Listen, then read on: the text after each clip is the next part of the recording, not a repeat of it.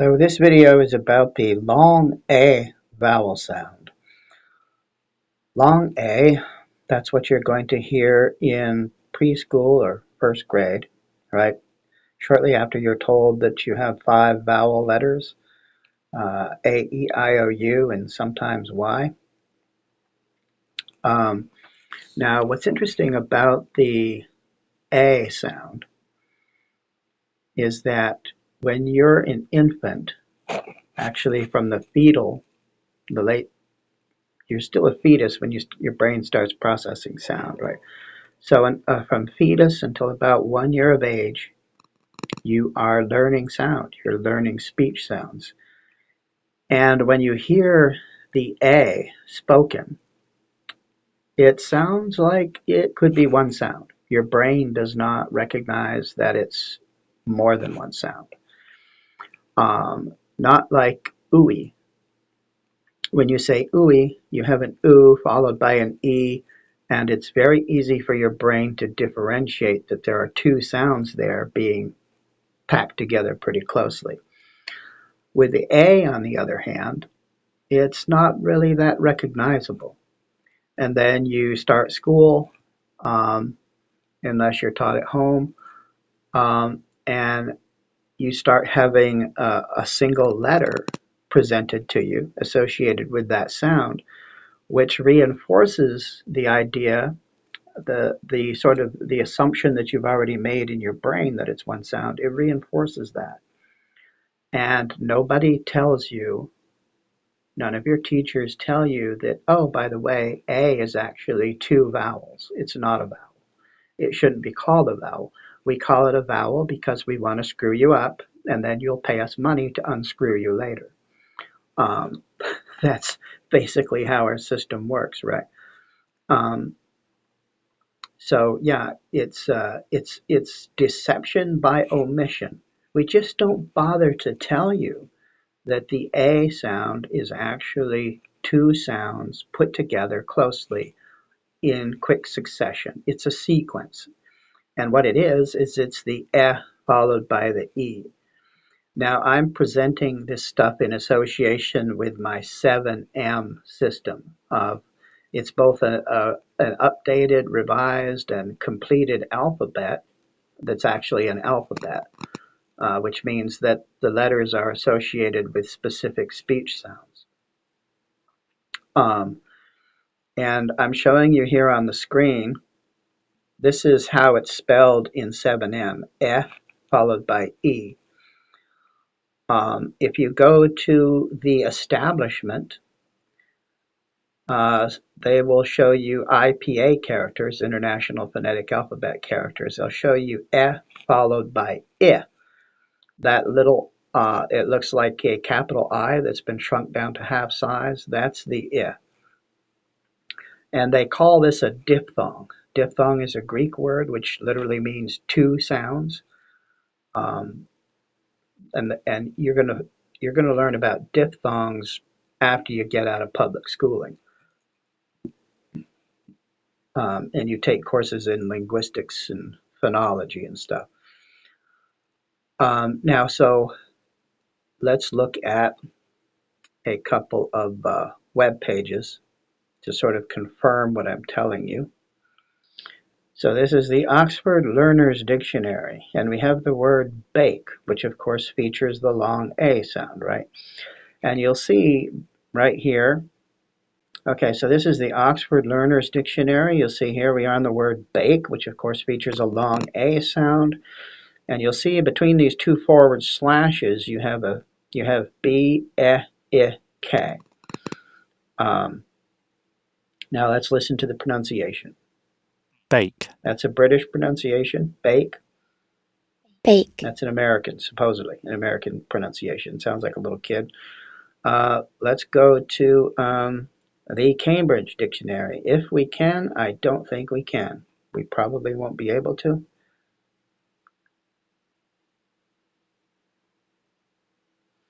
Well, it turns out we can.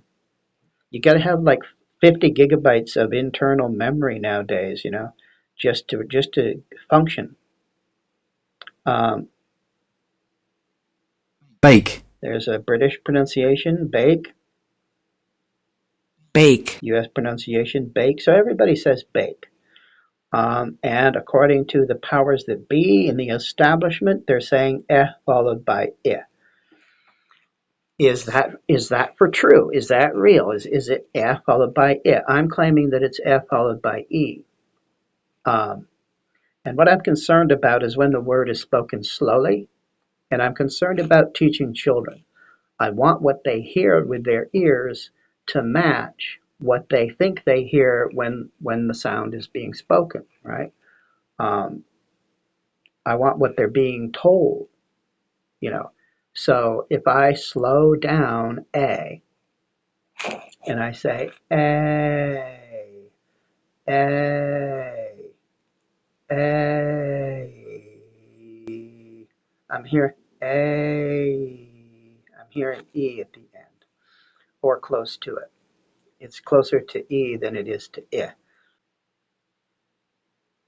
Yeah, this is the IPA vowel chart with sounds, and you can find that that particular. See, here it is, the I symbol.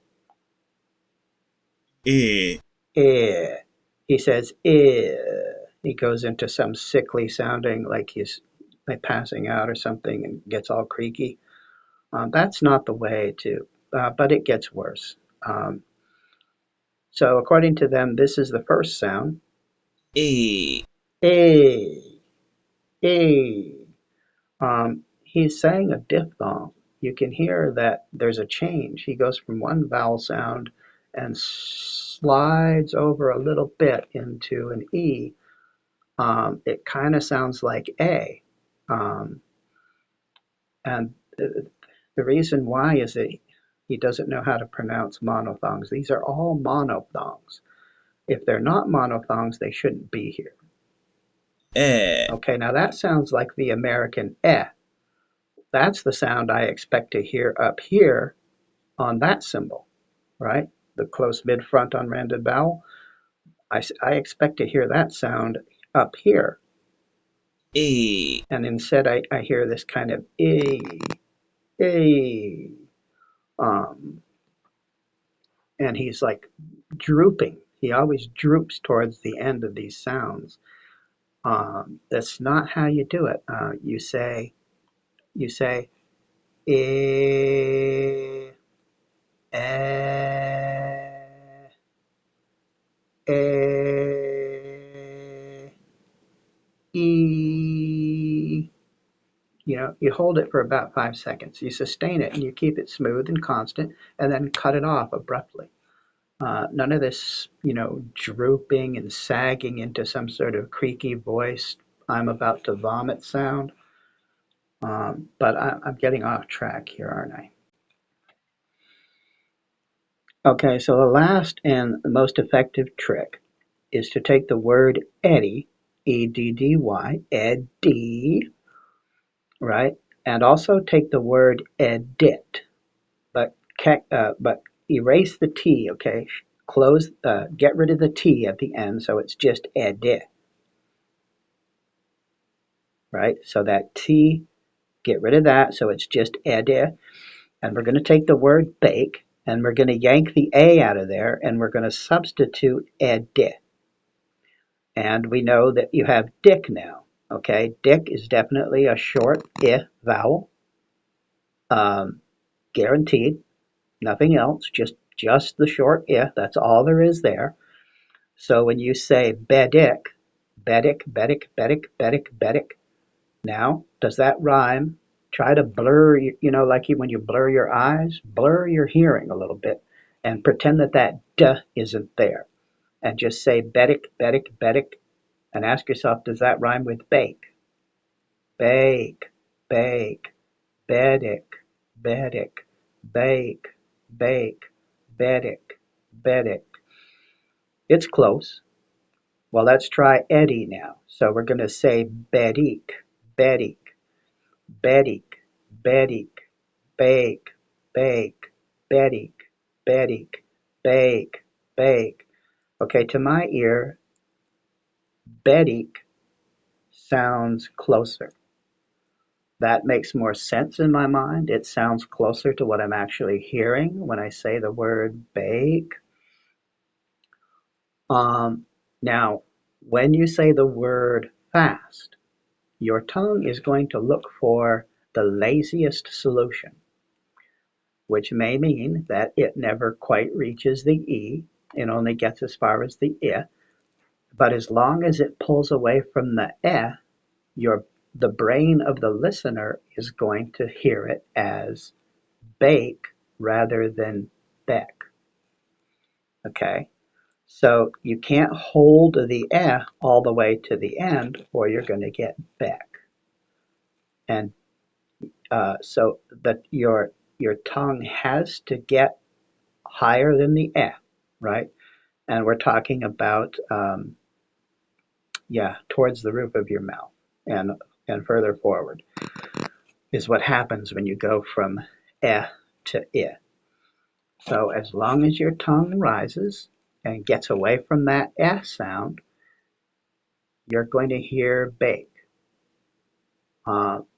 So the IPA people, they're looking at lasers and technology and formulas and machines that measure tongue position and all this stuff. I think they just sort of ignore the whole hearing thing. You know, what am I hearing? Or else they can't hear very well. But either way, um, when you say bake slowly, it sounds like badik, badik, badik. Um, so that's why I go with the and the E as the two symbols from the 7M um, alphabet, which is, this is it. So it's 4 words: Hongen Vaj, Dweeb Zerpt, Clue Smash, Yojet Butch, and Glottal Stop. And you can say these individually. Um, so this right here, that's the that's the capital This is the small lowercase. Um, and all of the vowels, the name of the vowel is exactly the same as the sound that it makes, because not clowns. Okay, clowns give the letter one name, and then you have to remember what sound is associated with it as a separate thing, right? So you got to remember 2 things. You got to remember the name of the letter and the sound that it represents. And actually, with vowels in our current system, it could be as many as 4 sounds, like the U. The U character represents 2 sounds on the short side and 2 sounds on the long side. I think it's and on the short side, and then U. U, that's not even a vowel, that's a consonant Y, ya, followed by oo. And then it also represents the oo. So 4 sounds altogether, what it officially represents. Um, And, I've seen videos online by professional phonologists. A lady has a video out there showing how the letter I, just the letter I, can represent up to a dozen different speech sounds in the English language. That's a clown show. That's how you know that your alphabet is a pile of clown poop, and your whole spelling system is a pile of clown poop. Um, and there are languages in the world that don't have that, right? There, for instance, German. With German, you write what you say almost entirely. I'm not real familiar with it, but that's what I hear. Um, I read a story, a father talking about bringing his daughter from Germany, coming here to the USA. Now she has to learn English, and in the process, she becomes extremely frustrated because she can't sound out any of the words and spell them correctly. And then finally she realizes, you know what? I'm going to have to memorize the spelling of every freaking word. Otherwise, I'll never get them right. And she wasn't used to that. She had started school in Germany and she was learning how to write German, and you could sound the words out. Okay, that's what you can do if you have a real alphabet. When I propose giving English a real alphabet, people go up in arms and they scream and yell and they say you're going to create chaos, you're going to create, 150 billion different orthographies, and you know, uh, they just screech and scream. It's like, oh well, why is it so great if Germans can have an intelligent spelling system? But if I recommend or propose that we have an intelligent spelling system, oh, I'm an idiot, I'm a dork, my whole system is poo poo. No, I'm sorry. What we're dealing with currently is poo poo. This is way better than poo poo because with this system, one letter represents one sound and one sound only. It's called a phoneme, right? And each phoneme is only associated with a single letter. So there's no confusion. Each word that you spell using the 7M system is a list of instructions going from left to right. Um, and each character is telling you what sound to make. And there's only one sound. So all you have to do is learn the alphabet and learn what sound is associated with which letter. And typically the name of the letter is going to tell you the sound that it's associated with. Um, so for instance, the Y is no longer called a Y. Think about the word Y. That's WHY. Okay, that starts with a W. That's not even a ya. So we're calling the letter that makes the ya sound, we're calling it a wa sound. We're using a name that features the wa sound. That's stupid. That's what you get when your alphabet is just a bunch of happenstance rather than engineered by an intelligent being. Um, so now I'm ranting. This is the Ranting Geezer channel. Well, last week it was the Blithering Geezer channel. Now it's the Ranting Geezer channel. So anyway, okay, so you've got eh, that's the first one, and then you've got e. I think I might change this so that it looks the same as the lowercase, backwards 3. Um, so those are the two letters, because what you're going to do. So here's how you would write them. This is down here at the bottom. That's the IPA. That's what the establishment says. Um, I say e. So if you were writing no, um, if you were writing in uppercase, it would be something like this. E. For the a. So followed by e. So if you're writing the word bake, you're going to have a b, you're going to have an you're going to have an e, and then you're going to have a ku. That's bake. 4 letters. It's still 4 letters because we got rid of the silent e on the end, right? Currently, we use 4 letters for no reason. We're just wasting, letters on silence. So that would be bake. Um, let's see. I guess I have to go slowly, real slow, in order for it to pick up my. Okay, so that would be cake. Anything with the a, the long a sound, is going to be e. That's how you spell it. So um, I guess that's all there is to say about the a, other than the fact that sometimes when you say a, you actually say a-e. So in a word like rag, right? You have the a, and it goes into the g, And because your tongue has to go into a certain position in order to make the g sound, the hard g sound, the rear of your tongue has to lift way up and hit the roof of your mouth. It pulls it out of the a position and shifts it into an e. Or you could say rag, rag, but it's very difficult to avoid that e sound. And most people don't bother, they don't try. But the reason why rat, right? Rat and rag do not rhyme. Or you could use the word rack. Well, that would be spelled with a C, right? Rack, rack, rag, rack, rag. They don't rhyme. There's a reason they don't rhyme. The phonologists don't know what that is. They pretend to be oblivious to the fact that the two words don't rhyme.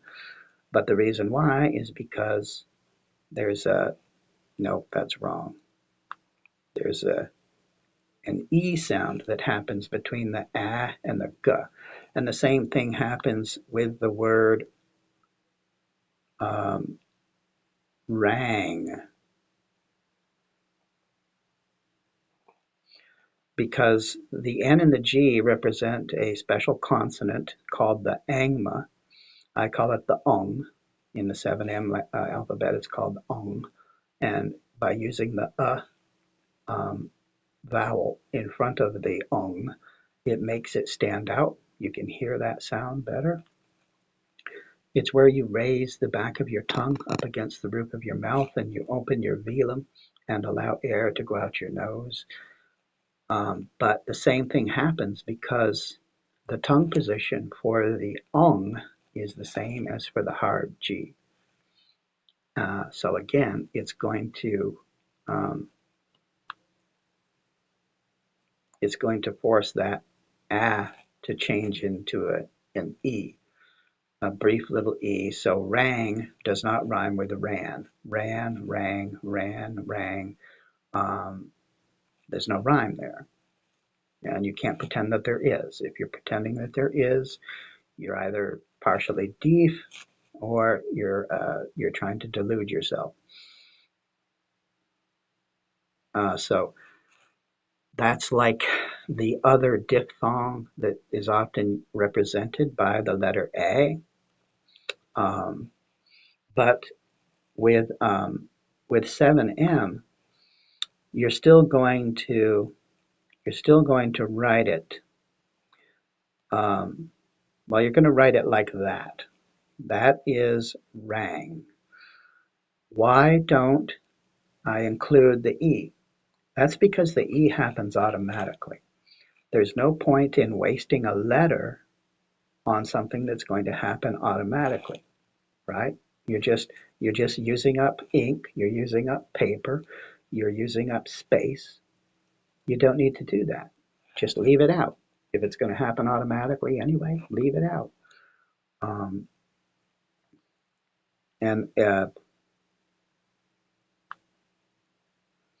And when you spell ran, it's going to be like that, right? That's going to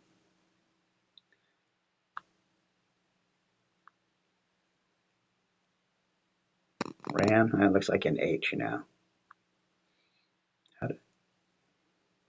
I guess that's better. Ran, rang, ran, rang, ran. They don't rhyme. That's because you got that little E sound that happens, and it happens automatically. So don't worry about wasting a letter on it. Okay, so there. I think that's all I have to say about the long A vowel sound. Like I said, when we're using the 7M system, we don't call it a vowel. We don't call any diphthongs vowels. The only sounds that we call vowels are the monophthongs. So that would be eh, ah, e, oo, ah, o, u. Those are all monophthongs, and we call those vowels. If it's a diphthong, we don't call it a vowel. We don't call a vowel. We don't call I a vowel. We don't call I a vowel. We don't call ow a vowel. ow is actually ah followed by oo. Yes, no, wrong. The oo vowel is what used to be known as the q. Now it's called the oo. It's basically an o with a tail on it, right?